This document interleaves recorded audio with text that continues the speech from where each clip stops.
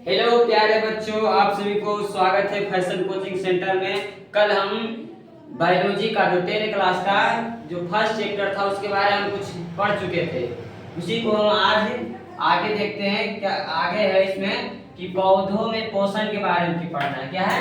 पौधों में पोषण के बारे में पढ़ना है। तो फर्स्ट क्वेश्चन इसमें है कि प्रकाश संश्लेषण किसे कहते हैं। पहला टॉपिक इसमें क्या है? प्रकाश संश्लेषण किसे कहते हैं। तो इसका आंसर हो जाएगा कि प्रकाश संश्लेषण वह क्रिया है जिसके द्वारा हरे पेड़ पौधे सूर्य के प्रकाश की उपस्थिति में अपना भोजन बनाता हो तो उसे प्रकाश संश्लेषण कहते हैं। सीधा सीधी बोलचाल के भाषा में हो जाएगा कि हरे पेड़ पौधे सूर्य की प्रकाश की उपस्थिति में जब अपना खाना स्वयं बनाता है तो उसे क्या कहेंगे? प्रकाश संश्लेषण कहेंगे। अगला इसमें क्वेश्चन है, प्रकाश संश्लेषण की क्रिया में मुख्य रूप से कौन कौन सी चीज की जरूरत होती है। मतलब ना कि प्रकाश संश्लेषण जब क्रिया होता है तो उसमें क्या क्या चीज का जरूरत पड़ता है। तो इसका आंसर हो जाएगा कि प्रकाश संश्लेषण की क्रिया में निम्नलिखित चीजों की जरूरत होती है। समझ गया? बहुत सारे चीज का क्या होता है? जरूरत होता है। तो पहला इसमें क्या हो जाएगा? कार्बन डाइऑक्साइड, जिसको हम लोग क्या बोलते हैं? CO2 बोलते हैं। और दूसरा इसमें हो जाएगा जल, जिसको हम H2O भी बोलते हैं। समझ गया? जिसको पानी भी कहते हैं। क्या कहते हैं? इसको पानी भी कहते हैं। और इसमें तीसरा है सूर्य के प्रकाश। देखो, सूर्य के प्रकाश से ही प्रकाश संश्लेषण हो सकता है। समझ गया? अगला है क्लोरोफिल। और लास्ट में पांचवा नंबर क्या है? खनिज लवण, जो जड़ के द्वारा जमीन के अंदर से क्या करता है? प्राप्त करता है। देखिए, और मेन पॉइंट है एक थोड़ा नीचे में देखिए कि पत्तियों का रंग क्लोरोफिल के कारण क्या होता है? हरा होता है। जो पत्तियों का जो रंग होता है क्लोरोफिल के कारण हरा होता है। आगे हम लोग क्या टॉपिक यहाँ पर है? देखिए, जंतुओं में पोषण। इसके बारे में हम लोग जानेंगे कि जंतुओं में पोषण किस तरह होता है। पूरा डिटेल के बारे में पढ़ेंगे। समझ गया?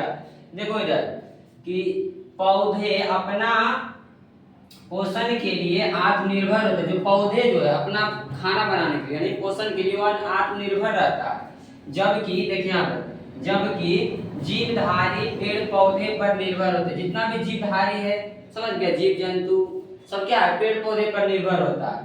ऐसे जीव जो अपना पोषण दूसरे जीवों से प्राप्त करते हैं तो उसे परजीवी या परपोषी कहते हैं। परजीवी कहो चाहे परपोषी कहो, बात बराबर है। समझ गया?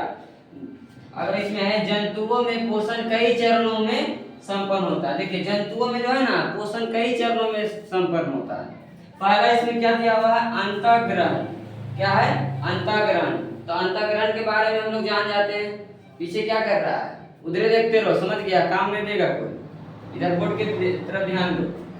देखो, जंतुओं के द्वारा भोजन को शरीर के अंदर ग्रहण करने की क्रिया को अंतःग्रहण कहते हैं। देखिए, जब जंतु जो है भोजन को अपने शरीर के अंदर ग्रहण करता है तो उसे क्या कहेंगे? अंतःग्रहण। जंतु लोग जो है ना भोजन को अपने अंदर ग्रहण करेंगे उसको क्या कहेंगे? अंतःग्रहण। अगला क्या है? पाचन। क्या है? पोषण का अगला क्रिया क्या है? पाचन। तो देखो, शरीर के अंदर भोजन को सरल अणु में विघटित होता है तो उसे क्या कहेंगे? पाचन कहेंगे। देखो, जो है ना शरीर के अंदर भोजन को, समझ गया, सरल तरीका से, ये नहीं कि एकदम पूरा मशीन के द्वारा नहीं, सरल तरीका से उसको विघटित मतलब उसको छोटा छोटा कण में करता है तो उसे क्या कहेंगे? पाचन करते हैं। अगला क्रिया है अवशोषण। क्या है? अवशोषण। तो देखो, पाचन क्रिया के फलस्वरूप भोजन को सरल अणु के आंत की दीवार द्वारा अवशोषित होकर रुधिर में मिल जाता है तो उसे क्या कहेंगे? अवशोषण कहेंगे। देखो, पाचन क्रिया के फलस्वरूप जब पाचन हो जाता है उसके बाद क्या होता है? भोजन सरल अणु जो भोजन के सरल अणु क्या होता है? आंत की दीवार में जाकर अवशोषित हो जाता है और क्या होता है? रुधिर में जाकर मिल जाता है। मतलब आंत की दीवार में पहले जाता है, उस बाद आंत की दीवार से रुधिर की दीवार में जाकर क्या हो जाता है? मिल जाता है। तो उसे क्या कहेंगे? अवशोषण कहेंगे। अगला है इसमें स्वांगीकरण। क्या है? स्वांगीकरण।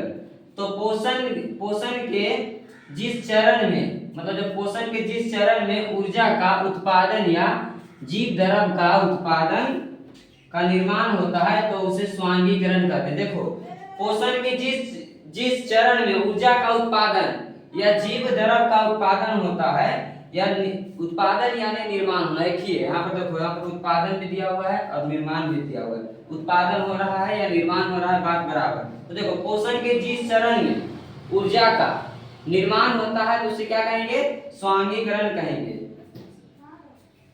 चरण इसमें क्या है, बहिष्करण। क्या है, बहिष्करण। बहिष्करण मतलब हम लोग को पता होना चाहिए, बहिष्करण मतलब क्या होता है, बाहर करना।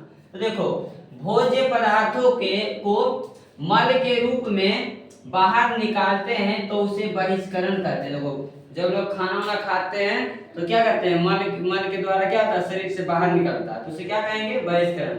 सबको समझ में गया है? हाँ सर। सबको ध्यान दे रहा है इधर? हाँ चलो सर। आगे अभी कुछ क्वेश्चन आंसर पर हम लोग ध्यान देंगे।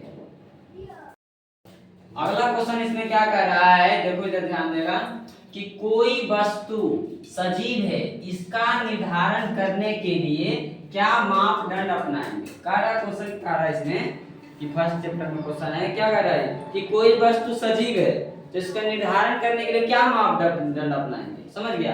तो देखो इधर, तो इसका आसान सा उत्तर हो जाएगा यहाँ पर कि कोई वस्तु सजीव है तो इस बात को साबित करने के लिए हम श्वसन क्रिया के मापदंड को अपनाएंगे। सही बात है। अगर कोई भी वस्तु है, समझ गया, कोई वस्तु है अगर वह सांस लेता है तो वह क्या है, सजीव है। समझ गया? अगला क्वेश्चन इसमें क्या कर रहा है, ध्यान दीजिए।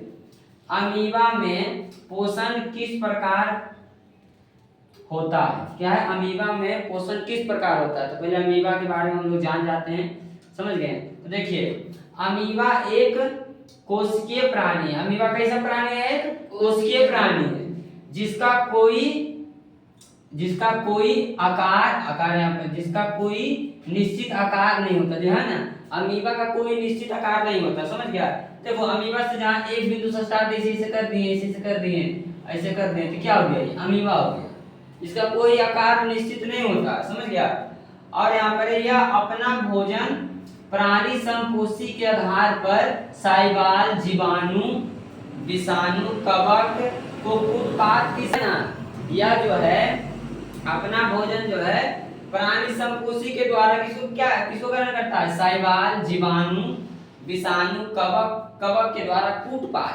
समझ गया? कूटपाद के द्वारा क्या करता है, अपने अंदर ग्रहण करता है। देखो, अमीबा में अंगुली नुमा संरचना पाई जाती है। देखो, अमीबा में समझ गए, जैसे यहाँ पर अमीबा देखो बना देते हैं, ऐसे ऐसे है ना, ऐसे ऐसे, देखो इधर ऐसे करेंगे, इसका कैसे।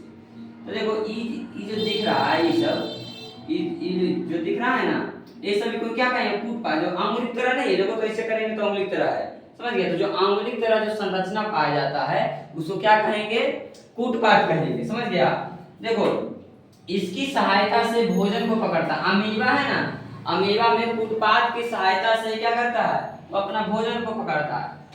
उसके बाद आगे क्या होता है, देखो, उसके बाद खाद्य धमनी का निर्माण कर अमीबा अपने शरीर से एंजाइम का स्राव करता है। उसके बाद क्या करता है, वह जब पकड़ लेता है तो उसके बाद क्या करता है, वह एक अपने अंदर एक क्या करता है, एंजाइम का निर्माण करता है। समझ गया? जिसको क्या कहेंगे, खाद्य धानी।